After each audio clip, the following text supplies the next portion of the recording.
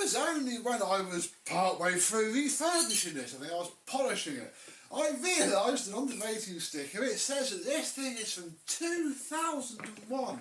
So at the time of filming this video, this little Karcher 5200 is 22 and a half, maybe 23 years old. Crikey! I remember seeing them when they were fairly new and current, and now they're quite rare, and I'd imagine one in this condition is even rarer. So, there were two, there is now only one. Let's have a look and see how this little commercial, little squished up vacuum cleaner looks like now.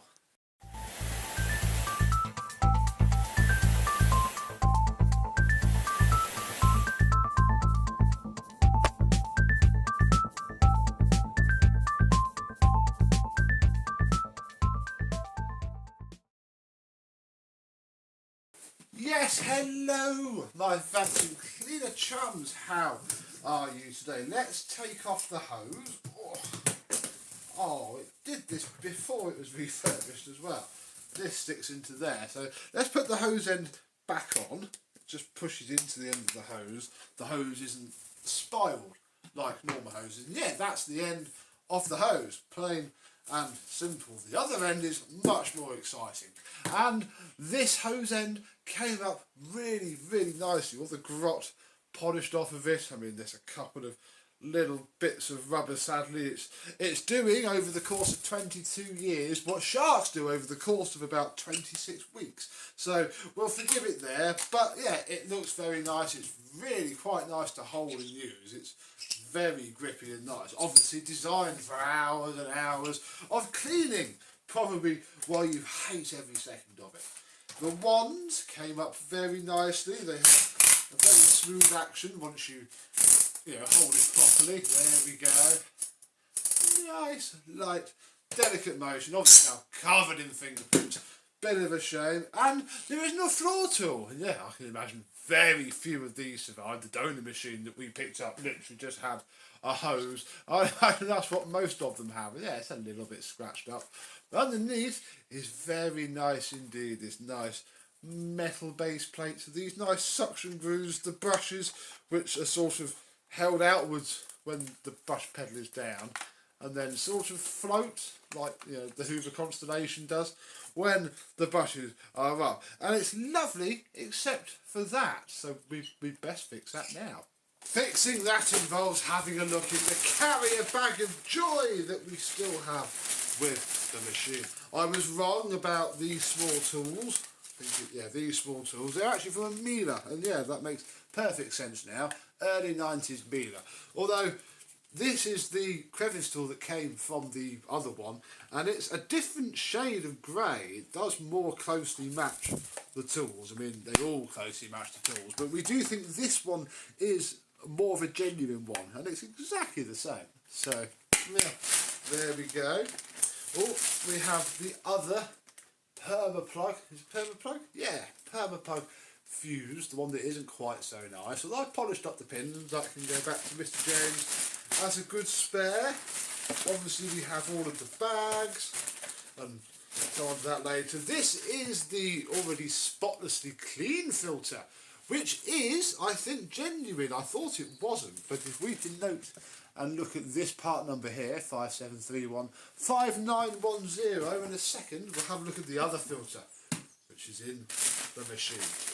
We got the cable that James wanted me to fit that we don't need now. And yes, we have the one wheel and the one axle, and our nice bag with a set of genuine new ones. Look, there's the part number in case there's one or two people watching who need it. And oh, I didn't actually realise that. I've not really looked at this at all. It also comes with brand new front wheels. Oh, how fantastic. I mean, yeah, this is going to make a big difference anyway. Let's flip the front wheels out as well.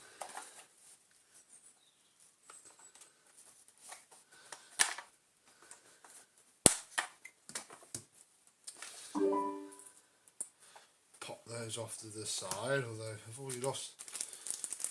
Have we lost one of the wheels? Uh-oh, we've only got one new wheel. What? hang on. God, blimey. Yes, we can take our nice new shiny wheels and click.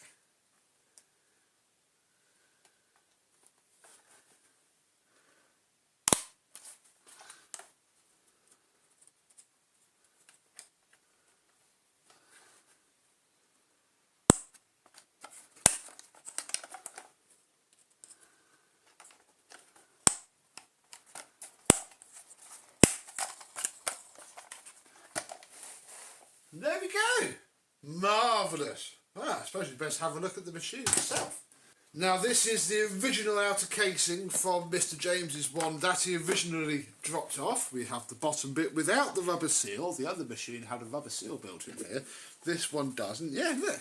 Made January 2001. The other one was made 2002. And yes, full of stickers that say 00 and 01 on it. We have the working cord rewind from the donor machine fitted. Long may it continue to work. It does seem quite fragile. The nicer perma plug fitted, again, pins polished. And again, they both had this, so I'm presuming because these were made in Germany, they would have come over without a plug, and the importer would have just bought 25,000 of those and fitted it to every single one he could. So that's fair enough. This is the other filter look, the one that came in the donor machine, and it washed up beautifully. It is pretty much brand new, and again, we have our part number there, 5731605. So a slightly different part number, but yeah, I do think, despite this one looking not so, I think they're both genuine. I think they're both legit Karcher things. I put a brand new paper bag in because why not? It's not our vacuum cleaner. We may as well go wild. It's not as if we haven't got a bajillion paper bags. And yeah, all the wheels are lovely. So yeah, it was just a case of taking apart, wash it up, swap some parts over. This is now wearing the motor from our second vacuum because, as you'll hear in a minute, it sounds beautiful. And I swapped over the parking bracket as well. So all in all, I think it's actually quite a rare little kit that we have here, because I don't imagine many of these survive with everything. Let's plug it in, I'll turn it on and show you how it sounds and works and smells and looks and everything else. Let's pretend that we're office cleaners from the early 2000s then. Oh, it's a very familiar sound off this forehead. It's lovely.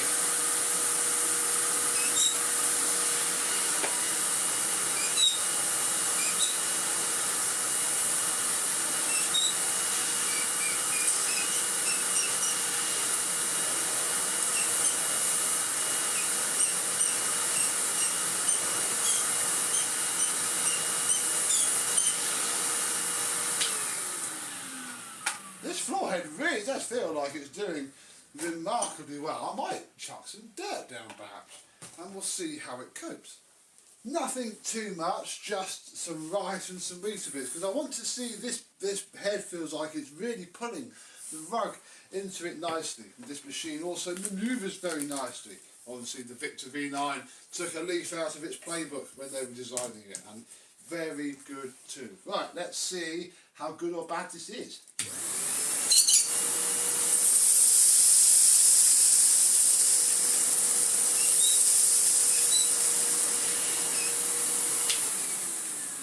I'm calling that pretty good, actually, especially for just one pass. There is a bit of ice left, but my goodness, no snow ploughing. It picked it up evenly. Wonder if it's going to do any better than the Henry Crick does, or my pneumatic NQ100.